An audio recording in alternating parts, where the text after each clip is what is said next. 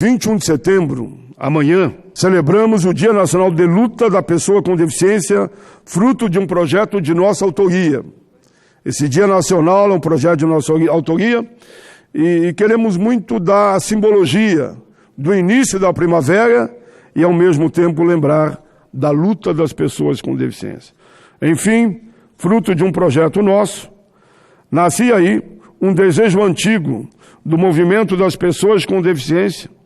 A data tem uma simbologia, afinal, 21 de setembro tem início a primavera. Aí lembra o renascimento das flores, o fortalecimento das esperanças, até porque as flores nascem nos jardins, sejam elas brancas, amarelas, vermelhas, escuras, independente da cor ou do nome, elas nascem todas para iluminar as nossas vidas. Senhor presidente, eu amo a natureza. Como é bom estar na beira de um rio ou na beira do mar. Como é bom estar nas florestas. Como é bom caminhar nas montanhas. Estamos buscando, enfim, manter direitos conquistados, respeito às diferenças, em um grande esforço de articulação de integrantes da Rede Brasileira de Inclusão, RBIM, junto ao Congresso, os parlamentares ficaram sensibilizados e, assim, retiraram da PEC número 6 o dispositivo que fixava na Constituição o critério de renda que ia, na verdade, atingir aqueles que dependem do BPC e que estão ganhando esse direito na Justiça. Felizmente, a Câmara retirou.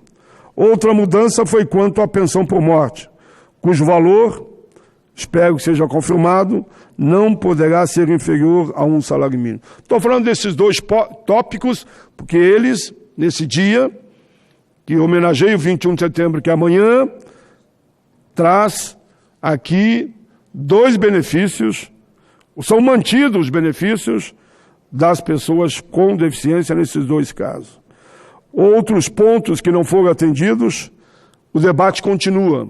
Esperamos que até a votação final do segundo turno a gente possa avançar.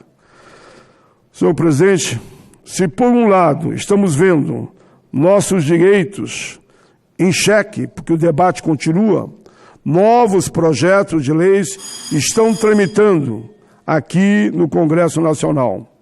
Por exemplo, há uma PEC de nossa autoria, que já foi lido aqui e foi realizado as 5 sessões de discussões, que insere na Carta Magna o direito à acessibilidade, à mobilidade, entre os direitos individuais e coletivos, previsto no artigo 5º.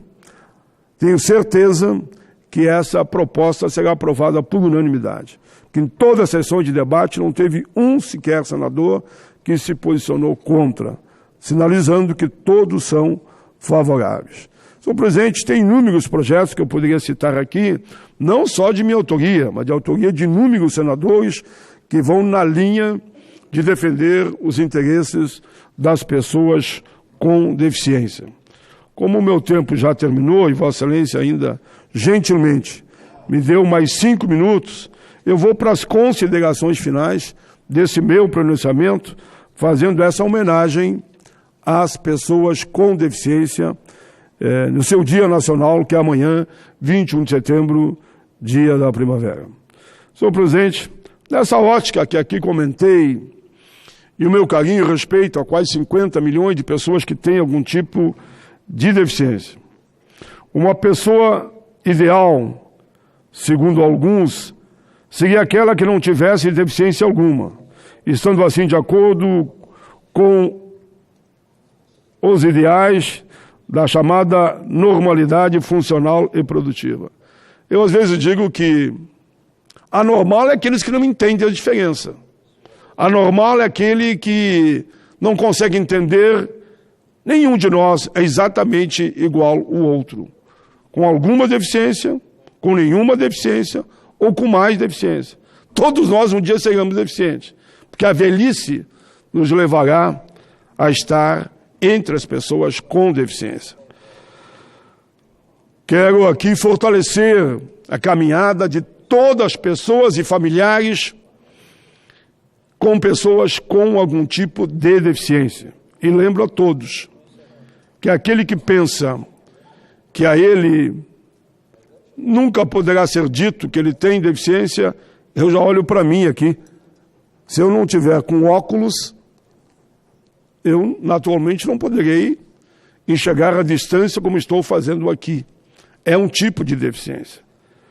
Senhor presidente, eu avanço para dizer que é importante a sensibilidade em toda a cidade do nosso país.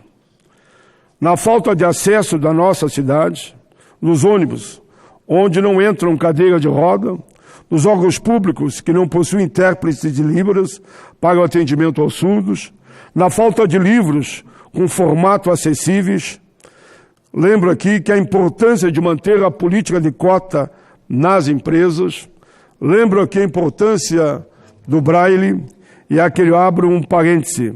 Não basta que as empresas contratem uma pessoa com deficiência simplesmente para incluir a lei de cotas. Incluir é mais do que isso.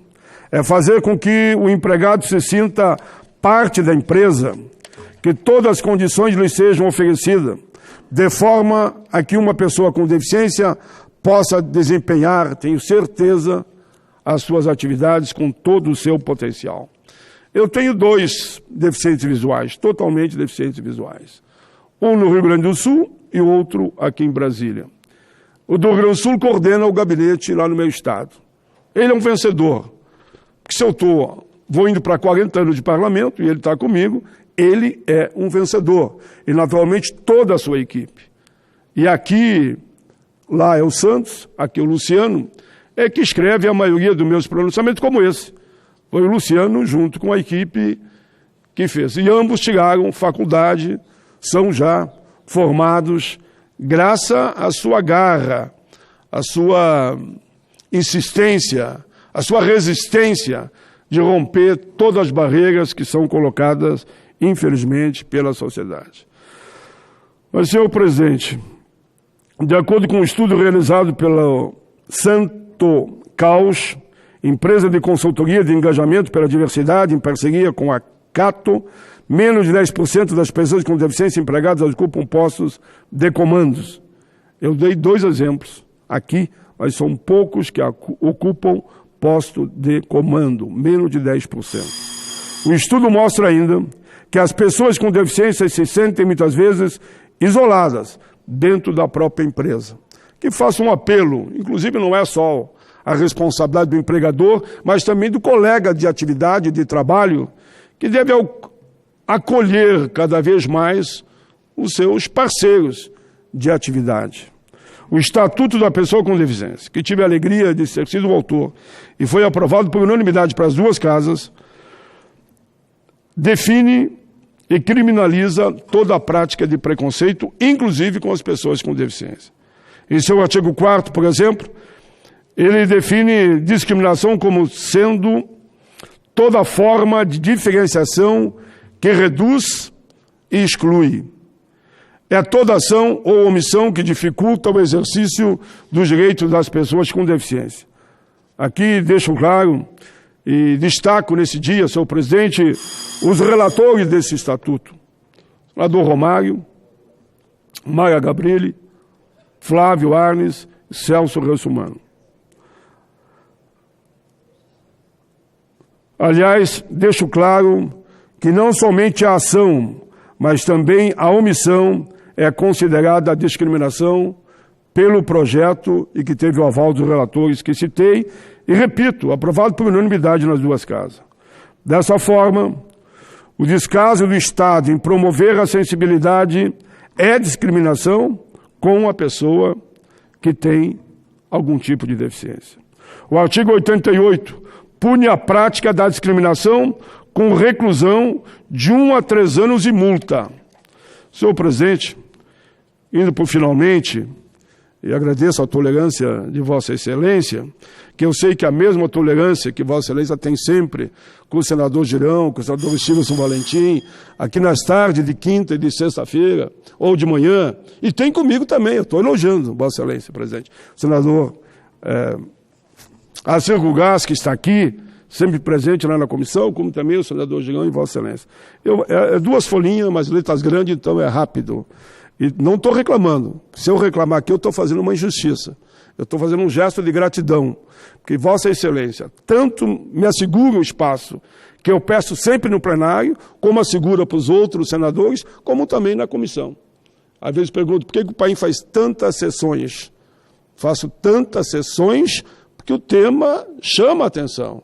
Isso faz com que eu tenha sempre o apoio de todos os senadores e apoio sempre a iniciativa dos senhores. Mas eu estou perdendo tempo elogiando os senhores aqui. Aí você diga, não é perda de tempo, aí é justo. Não, eu sempre gosto muito da palavra gratidão. Senador Girão, eu achei que essa semana a Comissão de Direitos Humanos foi brilhante. E Vossa Excelência ajudou para dar coro lá, porque algumas vezes não entendem. E votamos matérias até polêmicas, que no fim virou até virou, digamos, unanimidade, como foi a questão do Estatuto dos Povos Indígenas. Ninguém pediu vista.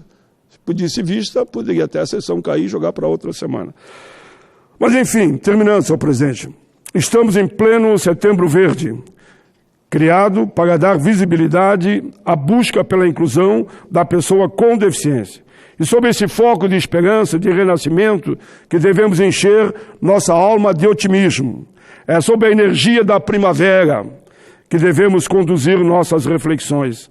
Assim, afastando-nos do entendimento de deficiência como uma tragédia pessoal, pouco a pouco chegaremos à conclusão humana na questão da deficiência. Nós, como sociedade, precisamos ampliar nossa compreensão e perceber a deficiência como uma construção histórica de falta de acesso e de meios de participação e inclusão social. Nesse sentido, não é uma pessoa com deficiência e sua família as únicas responsáveis por uma vida digna, pois o Estado e a sociedade devem assumir seus papéis nesses processos de inclusão. A deficiência real está na atitude que exclui, no coração que não enxerga seu irmão, no olhar que reduz e desumaniza. Sim, a deficiência real é aquela que discrimina, mas se oculta por trás de uma admiração vazia e igualmente que separa. Deficiência real é aquela que incapacita pelo preconceito, pelo racismo, e não abre as portas ao desconhecido e surpreende, assim, jeito diferente de ser.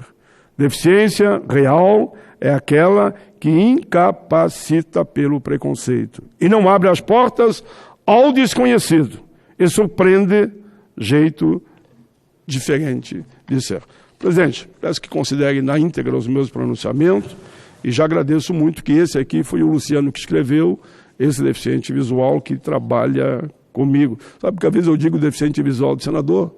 Desculpa a expressão que eu vou usar aqui. Não precisa ficar com frescura, pode dizer que eu sou cego mesmo. Veja, sinal que ele não tem preconceito nenhum com a deficiência dele. E assim ele é tratado no gabinete, tanto aqui o que trabalha em Brasília como do Sul, da mesma forma que todos os outros. E não querem que tenha peninha deles, não. Eles têm um espaço porque eles conquistaram aquele espaço, senão não estariam lá. Obrigado, presidente. Agradeço muito aos senhores e considerem na íntegra os meus pronunciamentos e as matérias que eu falei aqui. Falei muito do Rio Grande do Sul hoje. O senador Rizalci resistiu aí a minha fala do bairrismo gaúcho, dos sulistas, mas amamos, na verdade, todo o Brasil e seria qualquer tipo de discriminação se nós não amássemos nossos irmãos brasileiros da mesma forma. Muitas vezes, quando eu fico longe de casa, meus filhos reclamam, vocês têm que entender que a obrigação de um senador não é só cuidar de vocês, é cuidar dos filhos de toda a nossa gente, de todo o país. E eles entendem. Né, Júnior? Até você que está reclamando porque eu não estou aí no dia que você vai anunciar o nome do seu filho, qual o sexo do seu filho que está para nascer. Eu não estou aí, porque estou aqui pela causa, mas estarei aí logo, logo ao lado de vocês. Beijo a todos. Beijo ao povo brasileiro. Um abraço a cada senador.